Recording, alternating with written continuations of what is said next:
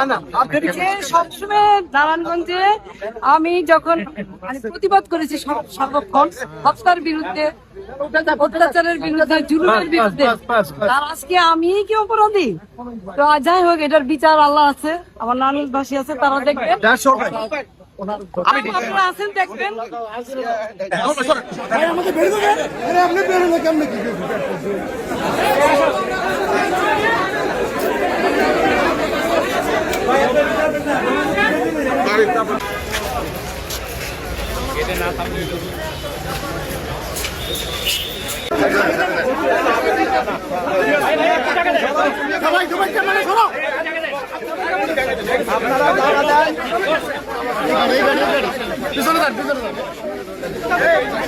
গাড়ি করছে এটা না, এটা না।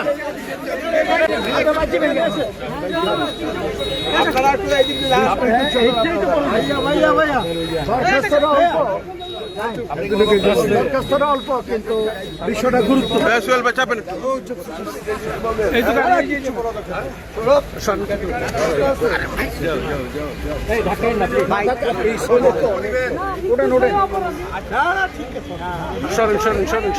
আরে ভাই ওদিকে চাইতে দেন,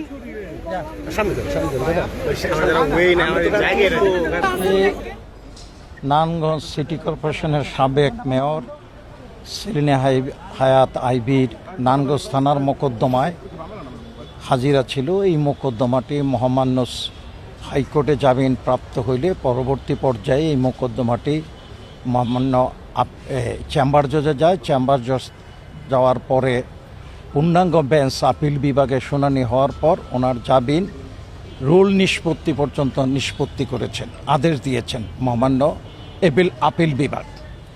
আজকে ওনার হাজিরা ছিল। যেহেতু হাজিরা, উনি দীর্ঘদিন কারাবাসে ছিলেন, শারীরিকভাবে অসুস্থ, আইনশৃঙ্খলা পরিস্থিতি সার্বিক বিবেচনা করে আমরা 200 ফৌজদারি কার্যবিধি 205 ধারায়, অর্থাৎ আসামির পরিবর্তে আইনজীবী হাজিরা প্রদান করবে, এই মর্মে একটি দরখাস্ত দাখিল করেছি। এই দরখাস্তটা গত তারিখে দাখিল করার পরে এই দরখাস্তটা আজকে শুনানির জন্য পেন্ডিং ছিল। আজকে পূর্ণাঙ্গ শুনানির পর বিজ্ঞ অতিরিক্ত চিফ জুডিশিয়াল ম্যাজিস্ট্রেট আদালত আমাদের আবেদনটি মঞ্জুর করছেন এবং আসামির পরিবর্তে আইনজীবী হাজিরা আমরা প্রদান করব পরবর্তী পর্যায়ে। হ্যাঁ, ধার্য তারিখ সব মামলা, শুধু এই মামলাটাই যখন ট্রায়াল শুরু হবে তখন ওনাকে কোর্টে এসে হাজিরা দিতে হবে। আপাতত যখন সাক্ষী শুরু হবে তখন ওনাকে কোর্টে আসতে হবে চার্জ হিয়ারিং থেকে।